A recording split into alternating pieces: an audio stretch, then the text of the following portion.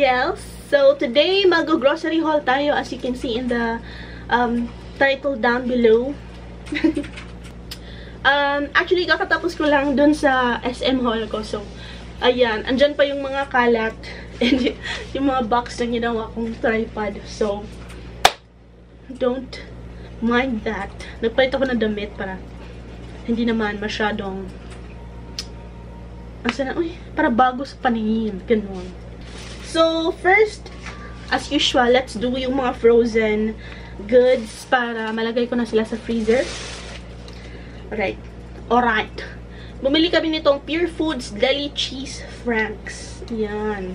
Gusto sana namin ng ng Hungarian, pero wala.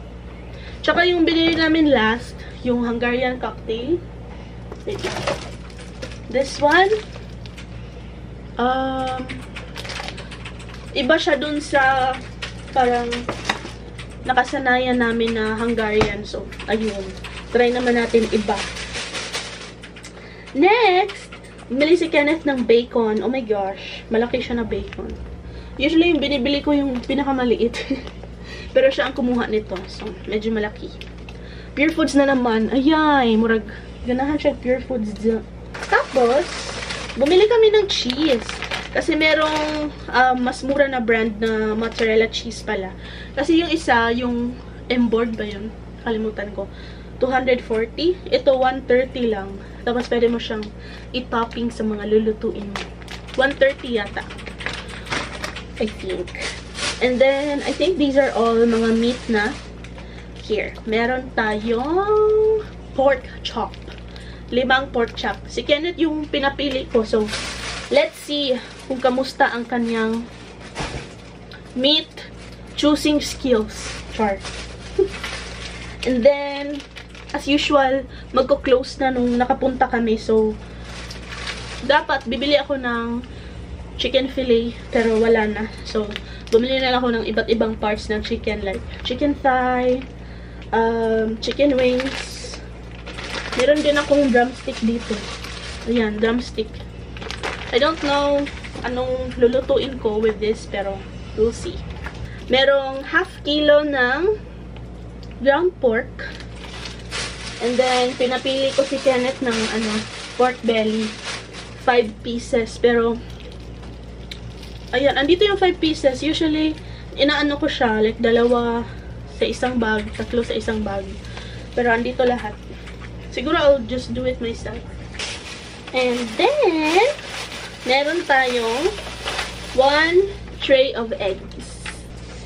Mamaya na lang siguro yung baboy. Tapusin ko muna ang aking haul para diretso-diretso tayo. Sige, next naman, let's go to the veggies. So, bumili ako ng talong. Gawa tayo ng tortang talong kasi matagal na akong hindi nakakakain nun.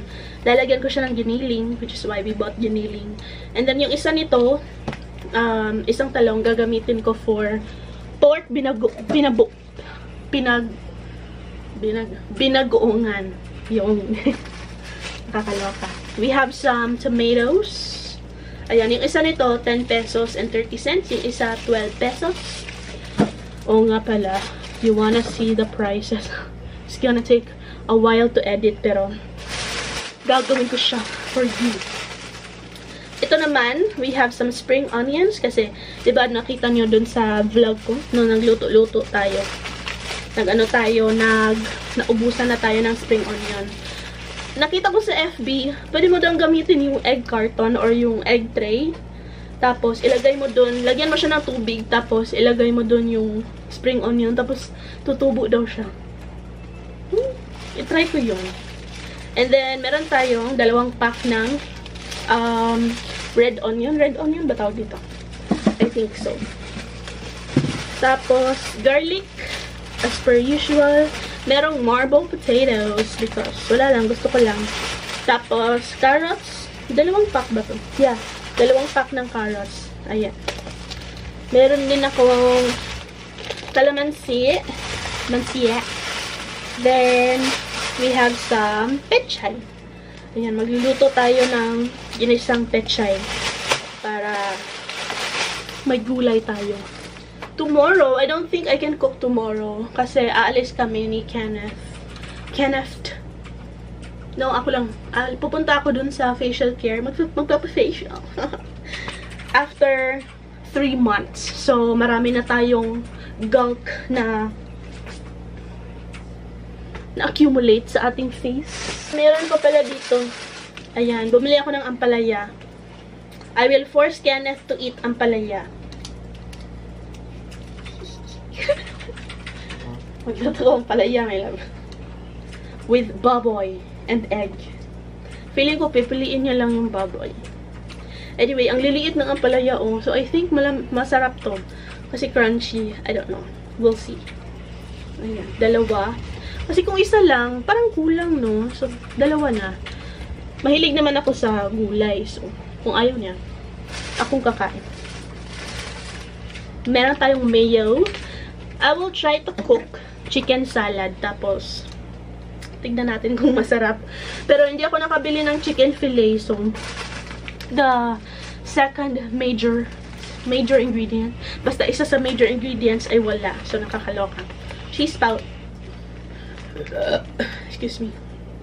Cheese powder kasi meron akong frozen na fries dito. So, bongga siya with this one. May brown sugar, just in case. Kasi, wala lang. Para may stock. Diba? Stock, Jod. Ribisco. Kasi usually kung morning, tapos ako lang nandito, hindi ako nagluluto. Kumakain lang akong biscuit. Tapos, meron ako nitong bagoong. Yan, yung pink. Para sa ating binagoongan. Yes. And then, may mani. Ayan. Si Kenneth mahilig sa mani. So, we bought some. Merong Yakult. And, kumuha ako ng pineapple tidbits kasi magluluto ako ng hamonada. Hamonada. Pero, I'll try to do it with chicken. Tapos, let's see kung masarap ba. May chicken cubes tayo because malapit na maubos yung isa. So, malaki na binili ko. Pickle relish for the chicken salad. Meron din tayong mga dilata. Pure Foods corned beef for Kenneth. Ayan. Like kanina, or sometimes, mga Sunday, nauna siyang magising, tapos nagugutom na siya, natutulog pa ako. So, corned beef yung kinakain niya. Here! We bought some mangga pala. Okay. Buy one, take one kasi siya. Ayan. May mangga tayo. 42 pesos 90 cents. Tapos yung isa, 52 pesos 25 cents. Ang tamis. Yung amoy pa lang niya, super tamis. So, we're going to eat this tonight. Kasi kung bukas pa, masisira na siya. Salad macaroni. Ayan, yung bonus kasi ito yung pinakamura na brand. And I think same lang naman sila lahat. Macaroni, diba? Oh, no. Okay. Meron din akong corn peas. Ayan. Kasi malapit lang sila sa mani. So, why not? We have some dairy cream para sa mga luto-luto. Tapos, dun sa mga biscuit, nakita ko to, Ice Gem Biscuit. Who is familiar with this? Ayan, yung mga ganito. Yung may icing sa taas. Diba ito yung mga uso na ano noon, baon? Nung mga late 90s ba? Mid-90s, gano'n. Ito yung uso na baon. Lagi kong baon ng ano, kinder, gano'n, grade 1, bongga. Wala. Kumuha pala si Kenneth ng noodles. Nikuha di kag noodles? Oh. Yan, kaya nasisira ang budget natin, mga asawa. Pagkasama sila.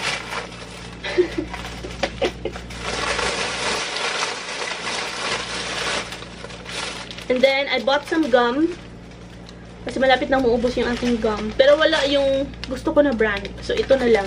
And then, I got loads of batteries. Kasi, if you watched the previous vlog, yung previous haul, SM haul, meron akong nakuha sa post office na parang vanity lights. Tapos, isa-suction mo siya dun sa iyong mirror. Tapos, kailangan niya ng battery. So, bumili ako ng isang katutak na battery. And then, let's see if it works. We have some oil. Meron ding soy sauce kasi half nila ang soy sauce. So, better to have a backup. And then, meron tayong gape. Gatas na may gape. Ganun. 5 lang binili ko to try it out. Na-try ko siya dun sa kila ate. Pero parang gusto ko i-try yung sachet. Ewan ko. Nakalimutan ko na yung lasa. Then, we have some cheese. Ayan. Eden na may libreng Copico Blanca. Tapos, let's make some cheap-ass fruit salad. Ayan. Mumurahing fruit cocktail and mumurahing creme densada. Okay, so finally, itong ating mga grocery. Final bag is yung mga hindi food. As per usual. Bumili ako ng napkin. Ayan.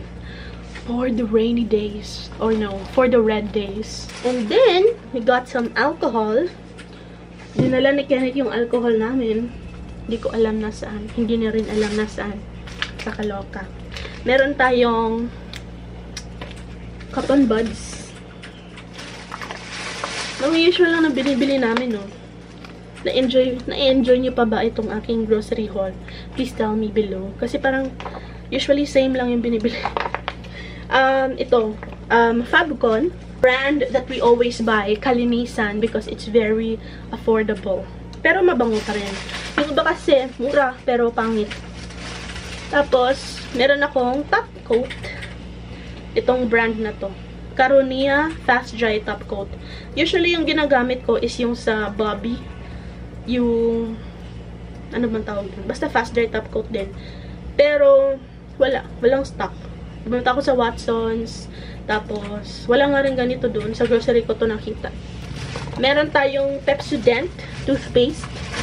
And we have some, Surf na, ano man tawag dito?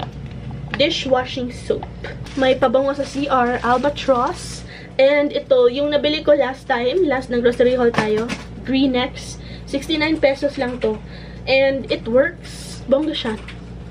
It works. Yes. Kailangan mo lang siyang i-leave for a few minutes. Hindi nakasulat dito na you need to leave it somewhere for a few minutes. Pero ako, iniiwan ko siya mga 15 to 30 minutes. And finally, we have some soap. So, meron ng bago dito, oh, yung Hygienix.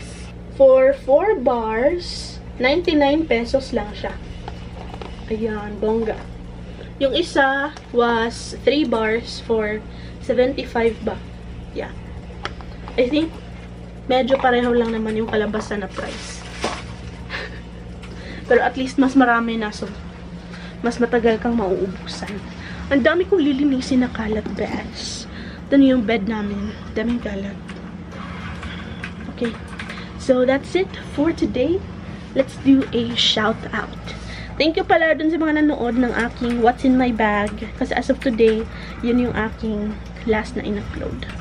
Hi to Janeline Alonzo. Hello! So that's it for today's vlog. Please subscribe to help this plump caterpillar to become a butterfly. And thank you for watching. Bye! All I am is trouble, trouble, trouble.